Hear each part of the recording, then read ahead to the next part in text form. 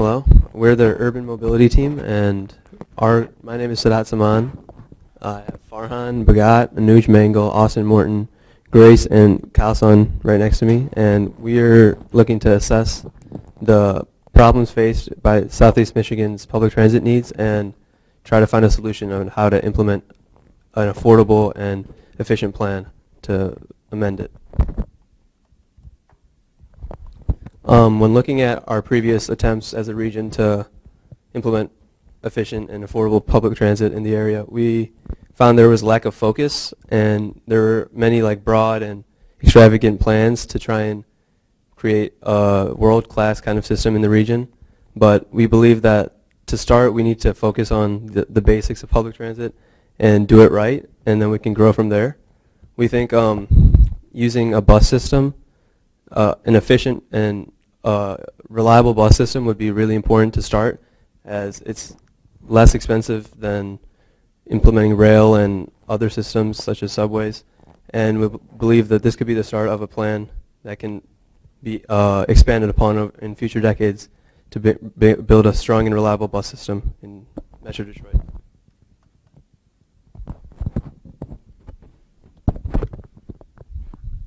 All right, so Mike Dugan actually proposed a regional mass transit plan in 2018. This plan had benchmarks at the 4 and 20-year marks, and it was intended to completely rebrand the city of Detroit's bus system, as well as other things, but we're clearly just looking at the buses for right now. The plan, however, was really expensive at $5.4 billion, but it was meant to be paid out over 20 years. However, it was delayed after a large amount of low support from surrounding counties, specifically Oakland and Macomb. Sorry. They refused to place their support behind this ballot because the governance of RTA currently made it so that surrounding counties were not allowed to opt out of the tax or plan, and they refused to put their backing behind it until that was changed.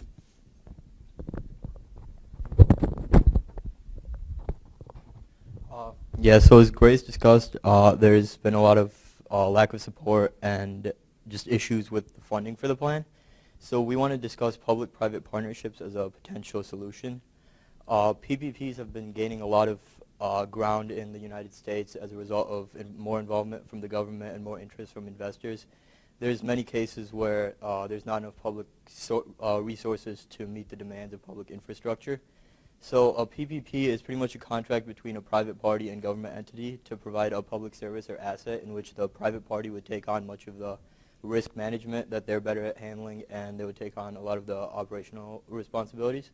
An example of this is the Eagle P3 project in Denver, Colorado, in which the Denver Transit Partners serve as a concessionaire for the Denver Transportation Authority. So they designed, built, and operated many of the rails that are being used in Denver. And this has been a pretty successful project. They've taken on a lot of the risks that they're better at handling, and they've been able to lower operational costs in many ways that the government might not have been able to do. So a lot of the benefits with PPPs is that they leverage public funding with private sources of financing and fundraising, so they can help push this plan forward. It can also introduce private innovation and technology to make public services better in a way that government might not be able to provide. It also allocates various types of risk management to the party that's best able to suit it, so the private party would take on the tasks that they can better handle. It decreases the operational costs because they have a rigorous process of bidders where they choose the firm that can best handle the operations, and this also results in cost and time savings. However, despite all these benefits, PPPs are not always the best solution. There are important things to consider because there are some risk factors involved with it.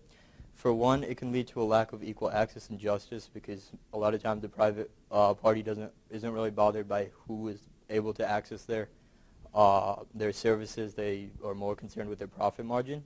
So an example of this is like the underserved populations in Detroit might not have as much access to the bus stops and bus routes as the better off population would. So that's a very important thing to address when making a contract. Also, similarly, they might not be as concerned with the environmental concerns behind their transportation system, which again should be addressed in the contract. And one of the most important things to consider is that PPPs don't actually add any money in the long run, since the government has to eventually pay them back for their services. So in order for a PPP to be successful and a viable option, it has to provide a better service and value for all parties. Now we're going to discuss some of the contracts that are under PPPs. Yeah, so whenever you're starting out a venture with a PPP, it's important to consider what kind of contract you're going to be operating under. The first kind we looked at was a cost-plus contract, as the name suggests. The transit authority covers the costs of a private operator and also gives them an additional remuneration. And this is generally doled out on a per-mile basis, per mile per bus. This has advantages, including it's a very quick way to encourage a large amount of expansion throughout an area through the area for the distance payment model. And it's preferable when fare revenue is not anticipated to cover the costs of operation, since, as I said, it receives funding from taxes via the Transportation Authority. It also has disadvantages, as it leaves the Transportation Authority liable for all the costs incurred by the private contractor, so it could quickly grow expensive over time. It also requires a fair amount of public funding and works best in a model with many bidders so that you can find the best service possible for your system. It's been implemented in the Indian cities of Pune and Jaipur with daily riderships of 900,000 and 1.15 million, which is, I believe, larger than Chicago's daily ridership of their L train system. As to whether it is the best contract system for Detroit depends on a couple of factors, mainly to do with whether the public funding could be committed by the government and how many bidders would come out of the woodwork willing to, provide a solution that works for everyone. Okay, so the second type of contract we're going to talk about is a gross cost contract. Essentially, a subcontract, a private operator owns and runs an entire fleet of buses, while the bus transport authority or the urban local authority, they receive all the revenue. And then there is an intense bidding process where various private operators will try to get the position, and then the local government will get to choose which operator they believe best suits their position. There are various advantages and disadvantages to this contract. So first of all, this allows constant testing of the market to achieve the lowest cost. And also, it splits the work between the government and the local authority. Since the private operator will be running and operating, the government does not have to put as much time and money into making sure everything is running smoothly.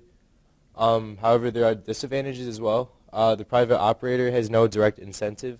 Since all the revenue is going straight to the local authority, they don't have to ensure that everything is running smoothly or everything is running, or all the money is being collected, as they are being paid by kilometer or by mile, or they're being paid like a fixed cost.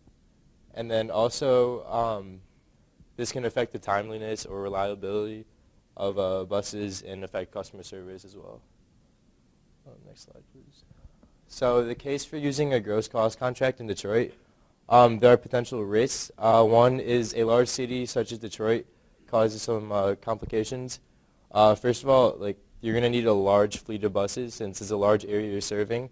This means that not that many private operators will have a fleet of buses large enough or have the means to be able to operate on such a big city. And this will lower the number of bidders, which could potentially mean the city won't be able to find a private operator that can meet all the needs or operate efficiently. And then once again, the size of the city will reduce the number of bidders, which could lower the quality of transportation. And then, however, the strengths for Detroit, since Detroit is still in a large amount of debt, this gross contract is one of the cheaper options and can save a lot of money for the city. And also, it can reduce the cost of transportation for passengers, and this provides more access for surrounding neighborhoods and citizens It makes it more affordable for more people to use public transit. So I was going to talk about a little about Delhi, where this year they were planning to add a fleet of 1,000 electric buses onto their current fleet of the traditional buses running off gas. It so far has been very successful. I believe as of early March, they already have 400 electric buses on the road, and they're planning to get all 1,000 buses on by the end of the year. So this is a quote from Jasmine Shah. She's the vice chairperson of DDC, and it's a think tank and top advisory body of the Delhi government. So she said, "You need to improve the reliability of public transport, its safety and affordability. Everything else is secondary." So obviously, when you think about transportation, there's a lot of upgrading we can do to certain buses. But I think she keys in on the fact that reliability, safety, and affordability are what's most important. Without these, all your transportation system will not run. So in terms of Detroit, the reliability has definitely been the most important factor. And in regards to the gross contract system, this is really important because if you have an operator that performs poorly, the whole transportation system is undermined. And this is a big risk with the gross contract system because the operator doesn't have a direct incentive to operate efficiently or reliably, since all the revenue is going directly to the city and they're being paid like a fixed cost or like a per mile cost. Their performance or their operating reliability does not affect how much they're getting paid. However, this risk may be minimized depending on which operator you choose. So if Detroit can find an operator that is reliable and operates really efficiently, this risk should not be that big of a problem. So another type of contract is a net cost contract in which the private authority incurs all of the costs but also maintains all of the operation of the transport system. So basically this means that the government or transport authority has very little control over what goes on, and the authority will decide what revenue is their minimum, and if they don't meet that minimum, then the government has to pay a subsidy to make up for that. So one of the benefits of this is that the transport authority saves on all upfront capital and manpower costs, and also in terms of public perception, it looks really good because the government is not spending any additional money, which is important for Detroit. Some of the drawbacks are that the transport authority has little control, so eventually this could become a problem as it did in India, in which their net cost contract worked really well at first, but because of a lack of government regulation, the private ownership did not meet time standards and efficiency.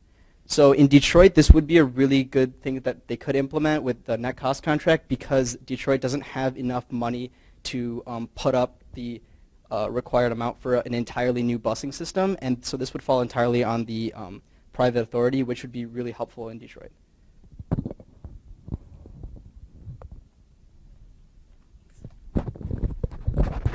Another type of PPE that we looked at was a licensing contract. In a licensing contract, which is also known as a management operations contract, the transit authority purchases the inputs of service, so they purchase all the buses, and then the private operator pays a share to the to the transit authority in the purchase price of the buses, and then they operate and maintain those buses, and then receive all the revenue, and then remit to the transit authority a royalty per mile.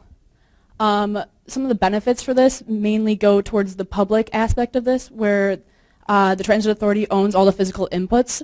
So if there are ever any issues with the private operator, as soon as the contract's up, the transit authority still owns all the buses, so they can easily enter into a new contract. This makes it really successful for short-term contracts, so that when there are those issues, for either private or public, the operators can quickly cycle out through the system. The drawbacks include performance parameters on private operators, which are very difficult for public transportation, especially in Detroit, because this focuses mainly on the public's ability to actually ride the public transit systems. And in Detroit, because it's not a very popular choice at the moment, it doesn't seem very good for private operators to enter into. However, it's also very low risk, low reward, so private operators won't earn as much revenue from this system as they would if they actually own the inputs of service. The most popular example of this is the I-495 express lanes surrounding Washington, D.C. The Virginia Department of Transportation has a contract with the CBE where Virginia Department of Transportation owns the actual roadway, but CBE maintains the Easy Pass express lanes and then receives all the revenue from these tolls. So yeah, we're kind of running late, so we're just going to go to the end. So pretty much this was intended to be a year-long project, but with the restructuring of the club, we aren't going to be able to continue next semester, so some of us decided we're going to work on this in the summer so that we can come out with a final deliverable, which would be a report. And the next major part of the component, we have a partnership with Mobility Lab, and so they're a research organization in Arlington County. So we're going to be working closer with them to connect how they've improved their transportation system so much to help give us guidance for how we see Detroit moving forward from here. Thank you.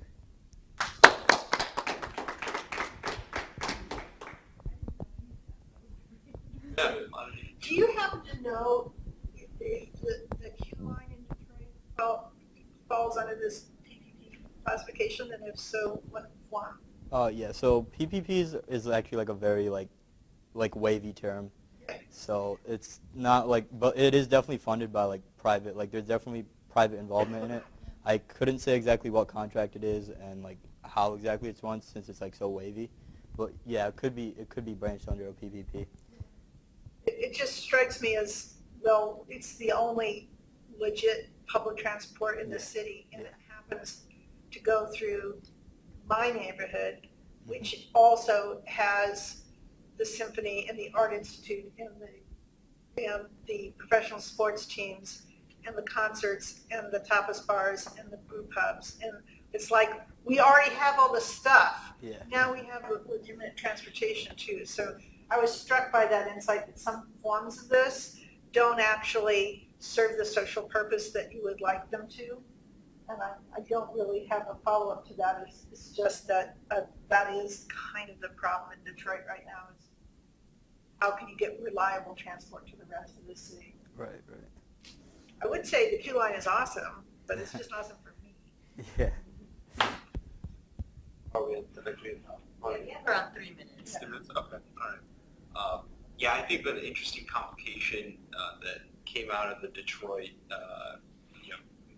possible millage that was passed was the fact that people are sort of caught up in this idea of autonomous vehicles, eventually carting us around one day. What's the point of investing in public transportation infrastructure like this when we're going to have a completely brand new way of developing our cities in the future? And I mean, to be honest, I found that to be a really just like distracting argument that was used primarily from people who had a super long history of opposing any kind of investment in public infrastructure. In particular, L. Brooks Patterson, who's the Oakland County executive, who has basically held the entire Detroit region back for 30-something years. But I guess I was more just making a point there rather than a question, but I think it's just interesting given that this is kind of framed within the mobility space, like that is an argument that opponents are starting to make against this kind of investment. So as you learn more about Arlington County, it'll be interesting to hear like that conversation comes up or that opinion is. That leadership is still there. He actually is going to not run for another term because he just got diagnosed with pancreatic cancer. Yeah, there's one thing that occurred to me is like, well, all right, it could be that Oakland Macomb's sense of its willingness to vet these things is different than it was 5 or 6 or 7 years ago. So, for example, the DIA is partly funded by the collar counties now. That was a deal that they made with that they get tax money from Oakland and Macomb, and as a result, people from those counties can get into the DIA free. Yeah. it used to be, there was a very us or them sort of attitude towards anything that would connect the city to the collar counties. And there's even an example over by the Grosse Points where they actually put like a wall like stanchions at the, like this street went through from Jefferson Chalmers to one of the Grosse Points, and someone just basically put up a barrier saying, we're not, we don't have to let you go through that public spot. That's the end. That's a different world over there. It's like, well, it's like many things in the current political environment. But I wonder if it hasn't changed. And if there aren't more opportunities, there isn't more enthusiasm for engaging with the city that might be able to help. Good research. Thank you.